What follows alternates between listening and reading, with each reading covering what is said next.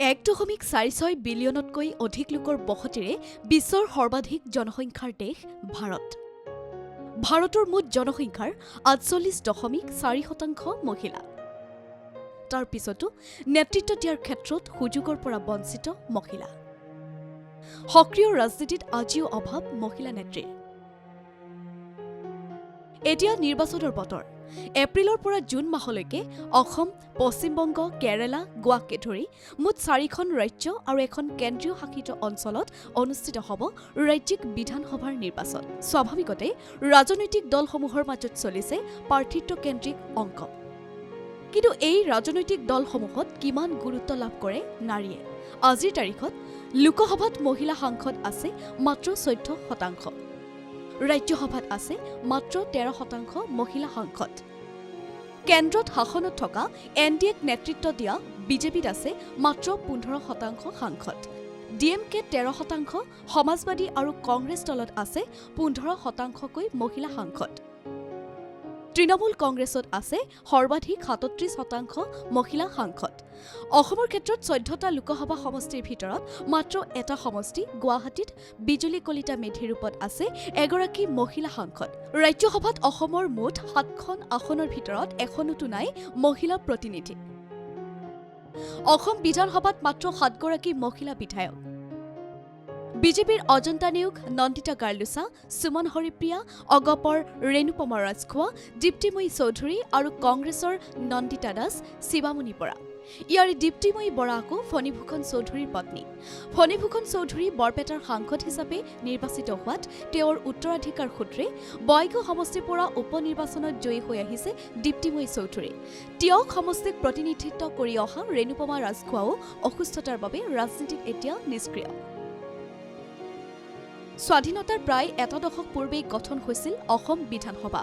অসম বিধানসভাৰ প্ৰথমটো নিৰ্বাচনত 93 নম্বৰ শ্বিলং সমষ্টি আছিল মহিলাৰ বাবে সংৰক্ষিত। সেই আসনত জয়ী হৈছিল মিছ মাভিজডু নামৰ মহিলাৰ ৰাজনীতিবিদগৰাকী।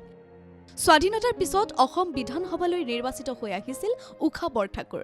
1980 চনৰ 6 ডিচেম্বৰৰ পৰা 1981 চনৰ 30 জুনলৈকে অসমৰ মুখ্যমন্ত্ৰী হিচাপে দায়িত্বত আছিল প্ৰয়াত সৈয়দা আনোৱাৰা তাইমুৰ।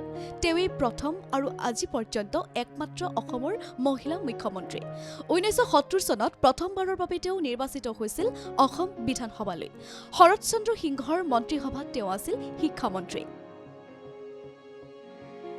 ৰেণুকা দেৱী বৰকটকী আছিল অসমৰ প্ৰথমগৰাকী মহিলা সাংসদ, যিয়ে কেন্দ্ৰীয় মন্ত্ৰীসভাতো স্থান লাভ কৰিছিল।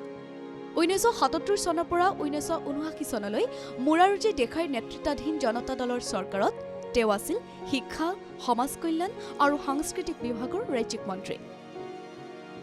প্ৰমীলাৰাণী ব্ৰহ্মই মুঠ 6বাৰ অসম বিধানসভালৈ নিৰ্বাচিত হোৱাই নহয়, কৃষি, বন আদিৰ দৰে গুৰুত্বপূৰ্ণ বিভাগৰ মন্ত্ৰিত্বৰ দায়িত্ব পালন কৰিছিল। অজন্তা নেওগে অসমৰ প্ৰথমগৰাকী বিত্তমন্ত্ৰী হিচাপে অভিলেখ গঢ়িছে। 2006 চনৰ পৰা 2016 চনলৈ তেওঁ প্ৰয়াত তৰুণ গগৈৰ মন্ত্ৰীসভাত গড়কাপ্তানী, নগৰ উন্নয়ন, গৃহ নিৰ্মাণ আদি বিভাগৰ কেবিনেট মন্ত্ৰিত্বৰ দায়িত্ব পালন কৰিছিল।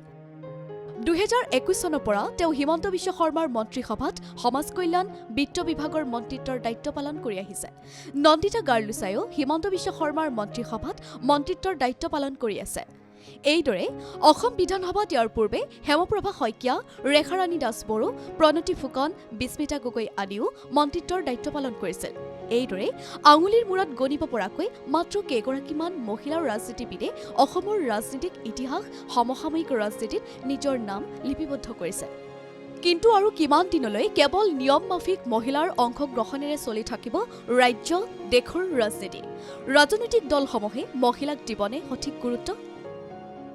পুৰুষৰ সমানে সমানে নীতি নিৰ্ধাৰণ কৰিব পৰাকৈ আৰু কিমান দিনলৈ অপেক্ষা কৰিব লাগিব নাৰীয়ে? 33% আসন সংৰক্ষণৰ আইন গৃহীত হৈছে যদিও সেয়া কাৰ্যকৰী হ'বলৈ এতিয়াও বহু সময় বাকী। আইন কাৰ্যকৰী নোহোৱালৈকে নাপাবই নেকি মহিলাই সঠিক সুযোগ?